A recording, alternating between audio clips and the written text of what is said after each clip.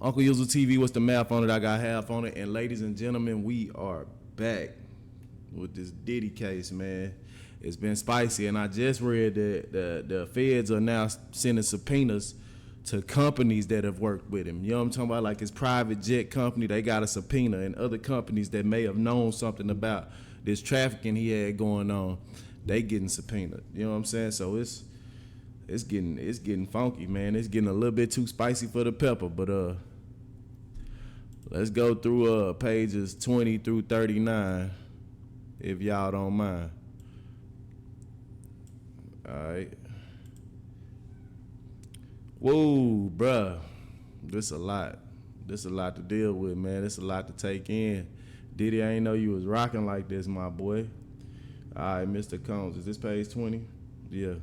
Mr. Combs and J. Combs solicit drugs and engages in illicit sex acts with minors and blank workers. I already said the word, but I ain't tried to, but you know, it is what it is. All right. On or about July 2nd, 2023 in California, Mr. Combs had a listening party at his home. Present at this party was a R&B artist. They redacted the name. Jay Combs, his son, them workers, and some underage girls. How y'all always, what's the fascination with underage girls, bro? What's wrong with y'all, fam? Grow up. You still trying to be a kid is wild. The event began at 7 p.m. Mr. Combs requested female workers and required Mr. Jones to solicit them. An hour later, several workers appeared. In addition to workers, there were at least 5 women in the crowd that were under the age of 16. Wow, under the age of 16, that's women. What y'all calling women for? Them is girls. Mr. Combs forced all the women to drink laced De Leon liquor. Oh man, he done laced them up. Upon information and belief, Mr. Combs laced the liquor with ecstasy. Mr. Combs did not check the identification of any of these underage girls. The presence of these underage women made Mr. Jones very uncomfortable. He attempted to leave and Mr. Combs forced him to stay. Did he pull a gun on you, bro? Did he pull a gun on you? Get out of here with that. Mr. Combs went so far as to take Mr. Jones' car keys to prevent him from leaving. You can't fight? That's crazy. After being forced to drink laced De Leon shots, Mr. Jones began feeling lightheaded and recalls passing out and waking up at 4 a.m. the following morning. Man, screenshots of a video from that night is embedded below.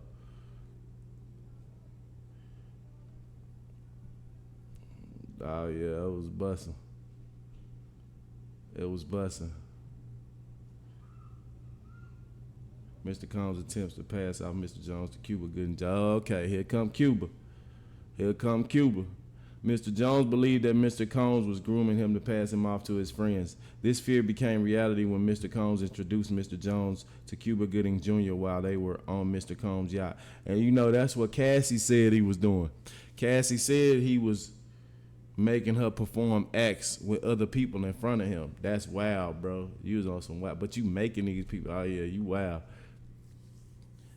But y'all doing it for y'all career though, so it's like a double-edged sword, bro. Cause if he ain't pulling no gun on you and make you stay, then you could have left, fam. During the introduction, Mr. Combs suggested that Cuba get to know Mr. Jones better. He left them alone in a makeshift studio on the yacht. Mr. Combs and Cuba Gooding Jr. moments before Mr. Jones is assaulted. Okay, so he got assaulted. As evidenced by a video of which screenshots are embedded below, Cuba Gooding Jr. began touching and groping and fondling Mr. Jones' legs, his upper end. Oh man, that's crazy. Mr. Jones was extremely uncomfortable and proceeded to lean away from Mr. Gooding Jr. He rejected his advances, and Mr. Gooding Jr. did not stop until Mr. Jones forcibly pushed him away.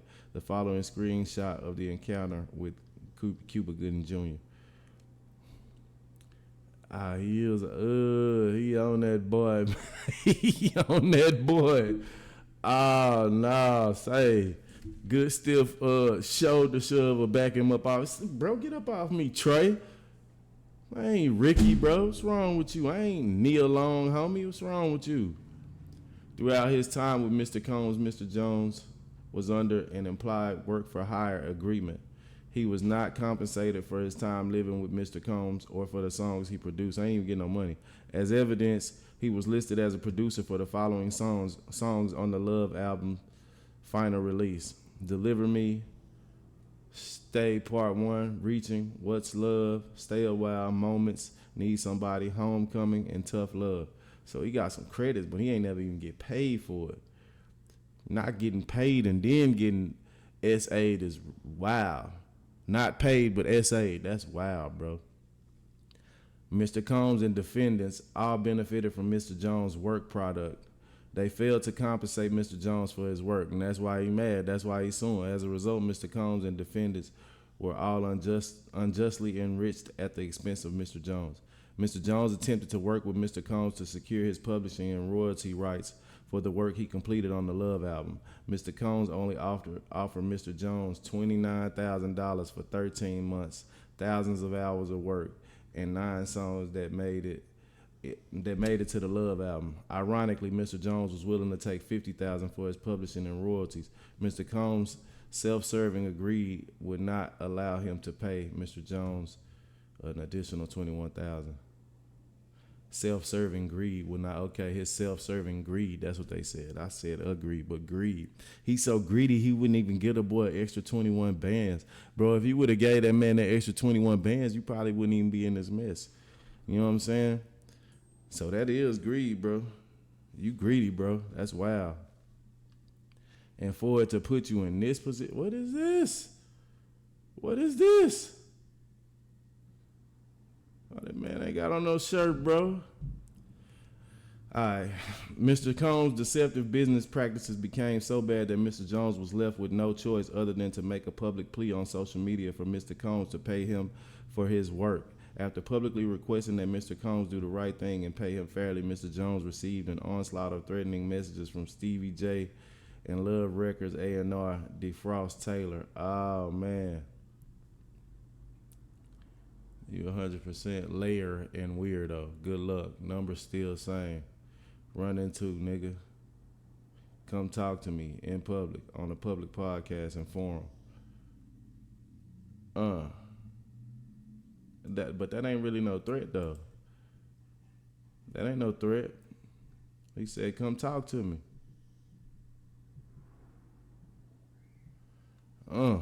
According to Mr. Combs uses power and influence to threaten and intimidate him. According to Mr. Jones, Mr. Combs is very forceful and demanding. I can see that because he's been rich for a long time. Mr. Combs did not take no for an answer and would often threaten to inflict bodily harm on Mr. Jones if Mr. Jones did not comply with his demands. As detailed above, Mr. Combs threatened to eat Mr. Jones' face. He said, "You gonna eat your face." What kind of dude you gotta be to tell a dude you gonna eat his face, bro? But what kind of dude you gotta be to be scared, bro? You can't be, man. Listen, man. At any point in time, boy, you could have called a family member to get you a ticket, jumped the bus, and slid out. You know what I'm saying? But whatever. On another occasion, while standing in Mr. Combs' bedroom, Mr. Jones was forced to watch as Mr. Combs displayed his gun and bragged about getting away with shooting people. Mr. Combs shared that he was responsible for the shooting in the nightclub in New York City with rapper Sean. Oh, so he done confessed that he shot the people. What? Jennifer Lopez had carried the gun into the club for him and passed him the gun after he got into an altercation with another individual. So he done confessed to that? The shooting in Chalice Recording Studios confirmed Mr. Combs' statement. These statements reinforced Mr. Jones' fear of Mr. Combs and strengthened Mr. Combs' dominion and control over Mr. Jones. He done brainwashed, bro. That's wild, bro. You got brainwashed. Mr. Jones was terrified of Mr. Combs. He felt like he could not tell him no. And you know what? I can see it because he kind of a square dude. And, you know, being a square dude that's not from no gangster type of life, when somebody got you in their house and it's a big, powerful, he probably was scared. He probably scared, man. That's cold. That's cold. That's some terrible stuff to go through. Man, listen. Mr. Combs consistently made it clear that he has immense power in the music industry and with law enforcement. He was telling me he got the laws in his pocket. Mr. Combs made it clear that his head of security, Fahim Muhammad, Mr. Muhammad, had the power to make people and problems disappear. Oh, look, it's this dude. This the dude right here, man. He say he vanishing people. Combs done told the boy he vanished. This dude right here vanishing people. Diddy, wow, fam.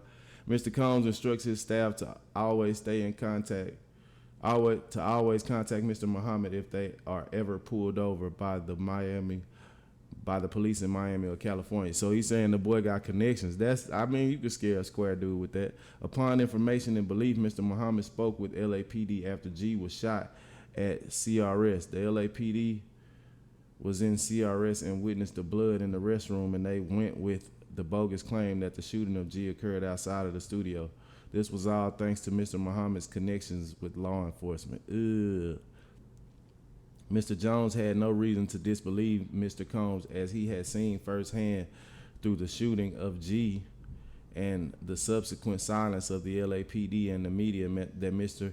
Combs indeed had the power to harm him. The LAPD spent hours in CRS after the shooting of G, yet there was no arrest. Mr. Jones witnessed the LAPD in the restroom pictured above, yet no arrests were made. The morning after the shooting, Mr. Jones and several others arrived at CRS, and G's blood was still on the floor of the restroom, and Mr. Combs hired a cleaning crew to clean it up. He done sent somebody in there. Wow. That's wild, bro. Aided and abetted and profited off Sean Combs' RICO enterprise.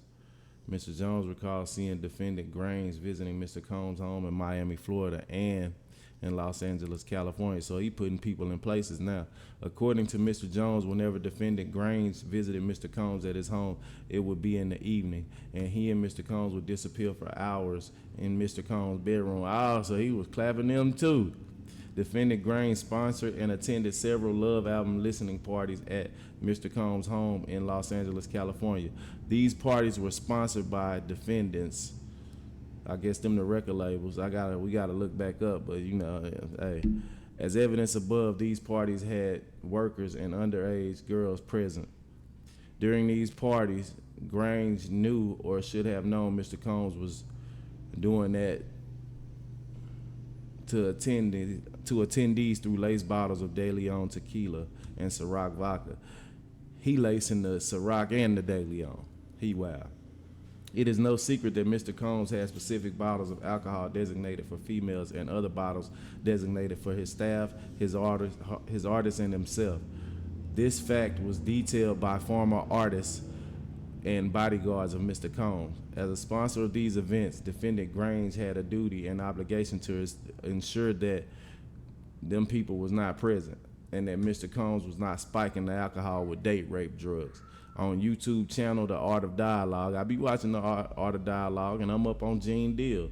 Gene Deal exposed Mr. Combs' pill mixing method used to spike cranberry juice and orange juice. According to Mr. Deal, Mr. Combs would place and other stuff in the juices. On YouTube, The Art of Dialogue, former artist Mark Curry exposed Mr. Combs spiking bottles of Moet champagne in the VIP section of nightclubs.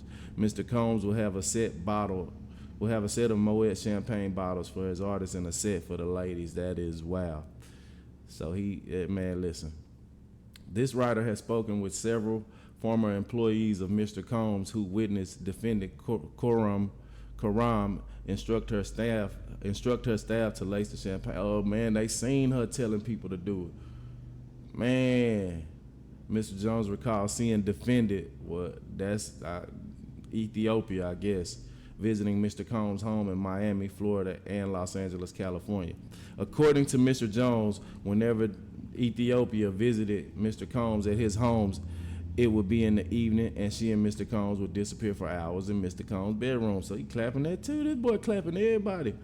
According to Mr. Jones, defendant Ethiopia visited Mr. Combs at defendant CRS during Mr. Combs' writing camp. Ethiopia sponsored and attended several Love album listening parties at Mr. Combs' home in Los Angeles.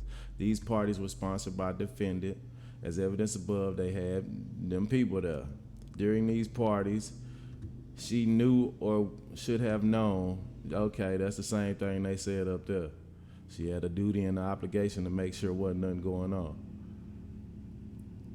And they got her. They making her out of the Ghislaine Maxwell lady, man. You see this? They comparing her to her, boy. They got y'all as Epstein, boy. It's Epstein, and then there's Diddy, I guess. That's wild. According to Mr. Jones, during the 13 months he lived and traveled with Mr. Combs, he witnessed Mr. Combs display and distribute guns from his bedroom closet. Okay, we seen that. And some questionable people dressed in all black. He got some killers with him. That's wild.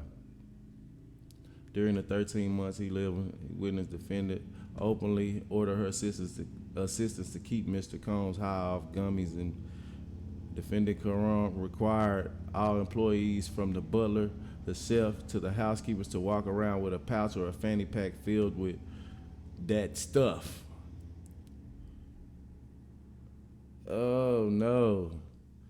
That's that pink stuff they was talking about. I never seen it. Yeah, it's new to me. It's called Tucci, Tucci, whatever it is. Mr. Combs' drug of choice, immediately ready when he asked for it. You gotta have it right there. She ordered them.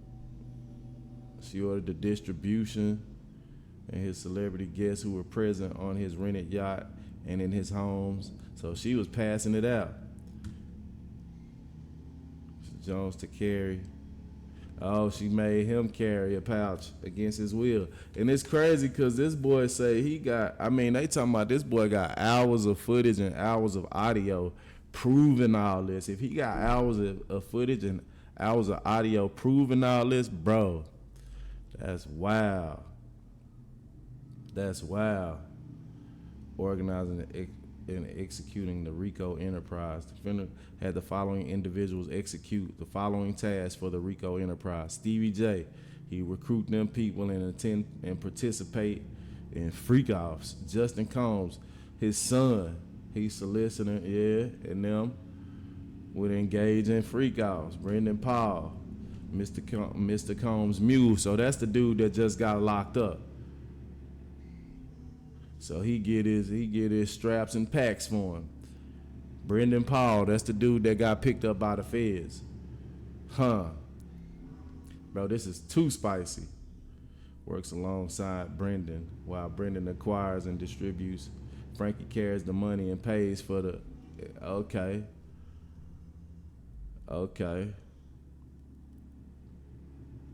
Frankie and Sean Combs. So this Frankie. And whoever this dude is, he hires him and participates in the, okay. That's him. Moy Bond, whoever he is, that's him. He participating in the freak ops too. Thanksgiving to him, offered Mr. Jones, he offered him something. His affiliation with local gangs and gang leaders who would frequent his homes in LA and Miami to secure the drugs and guns he obtained and distributed out of his homes in LA and Miami. Executed their RICO enterprise with threats of violence, threatening to eat the plaintiff's face, displaying and distributing guns in plaintiff's presence, bragging about having law enforcement under control, bragging about murdering people, and bragging about bribing witnesses and jurors in the criminal case concerning the 1999 NYC nightclub shooting with Sean. Defendants executed their RICO enterprise with threats of isolation from the music, and that's what they gonna do. Parading powerful music industry executives such as defendants Lucian Grange, Ethiopia, whatever, at his parties filled with workers, minors, and illegal, for work completed fake promises of cash payments, $250,000, producer of the year Grammy Awards, and guaranteed access to future products in a $20 million home on Star Island in Miami. Cap wasn't finna give him nothing. Mr. Combs is allowed to wreak havoc.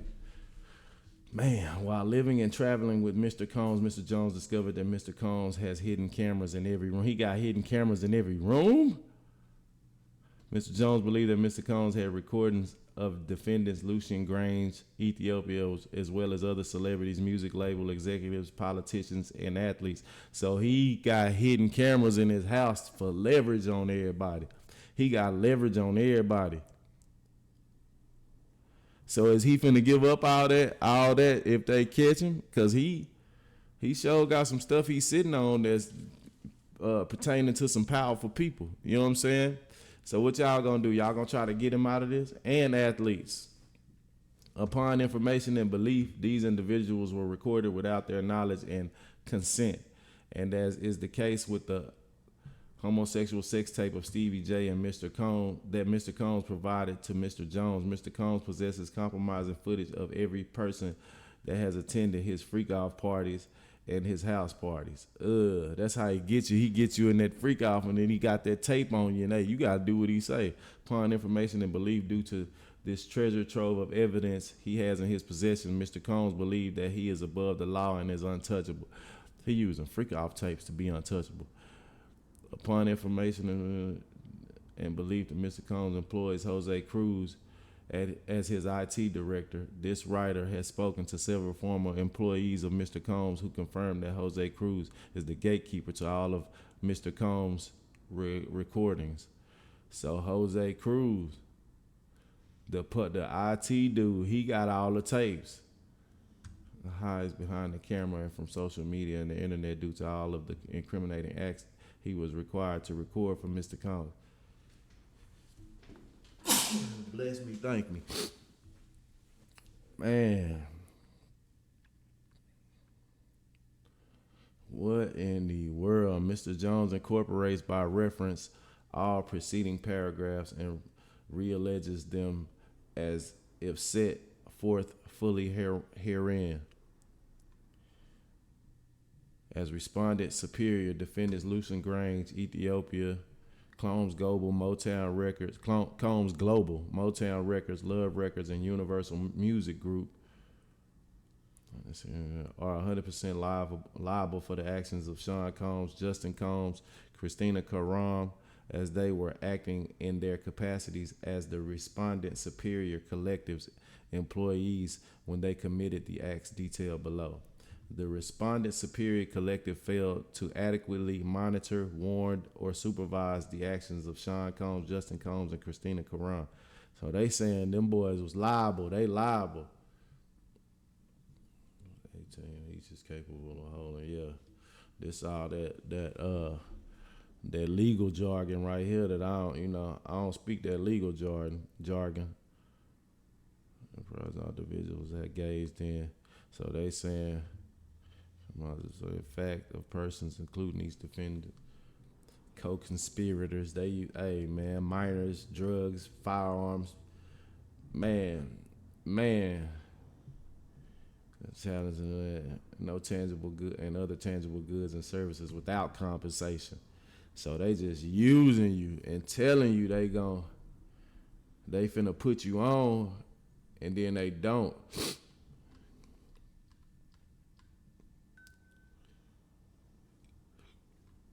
Fam, that's a little too spicy for the pepper.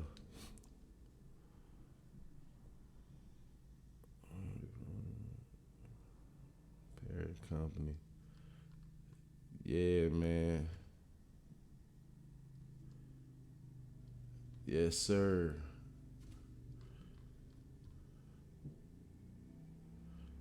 Multiple acts of fraud. Okay, so this saying what they accusing them of in the bold letters.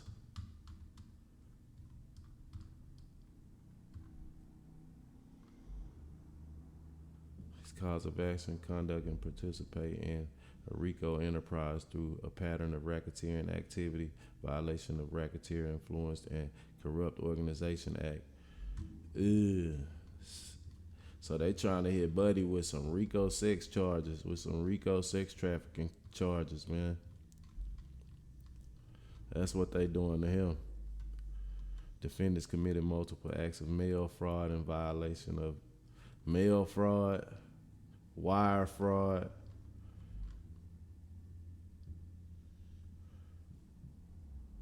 SH.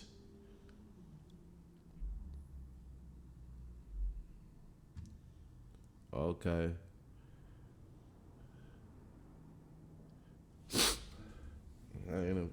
In apprehension of harm when he physically and SA'd him from October 22. That went on for a year. In the home in Miami, New York, in the Virgin Islands, and Los Angeles, all 4 places. Touched and attempted or threatened to touch plaintiff's intimate areas and or touch plaintiff with his own intimate body parts. Violently gripped and palmed Mr. Jones. Wow, without consent. Forced Mr. Jones to work in Mr. Combs' bathroom and watch Mr. Combs as he showered. Mr. Combs forced Mr. Jones to work in the studio while Mr. Combs stripped and got a massage to work while he walked around nude. To suffer from all the stuff that you suffer from when you want some money.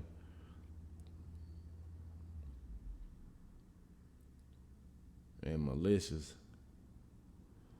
with conscious disregard for plaintiff's rights and feelings, acted with the knowledge of or with reckless disregard for the fact that his conduct was certain to cause injury or humiliation to plaintiff. Man. California bystander, neglect and infliction of emotional distress.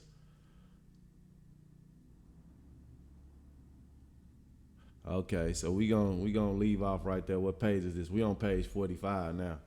We gonna come back and we gonna finish. We gonna finish. We gonna go from page 45 and we just gonna ride it out. But how y'all feel about this so far?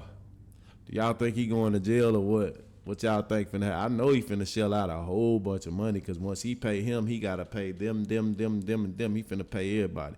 Buddy who got all this evidence though, when he started recording, he started calculating. He got his bag up because he's suing Universal Music Group. He's suing labels and he's suing everybody. So as soon as he picked up that camera, he picked up his calculator. You know what I'm saying? I mean, for all y'all that's trying to come out 20 years later, you should have picked up your camera. We don't want to talk about that, but I'm down to talk about this because Buddy was a square and he basically scared a square. It's almost like prison rules, boy. He almost prison. He kind of prison, bro. You know what I'm saying? But yeah, we gonna come back to this, man. Uncle User TV, what's the math on it? You got half on it. I said you got half on it. I got half on it. It's so crazy. It got me putting the half on you, and you shouldn't even be paying nothing. It's on me. You know what I'm saying? We'll be back.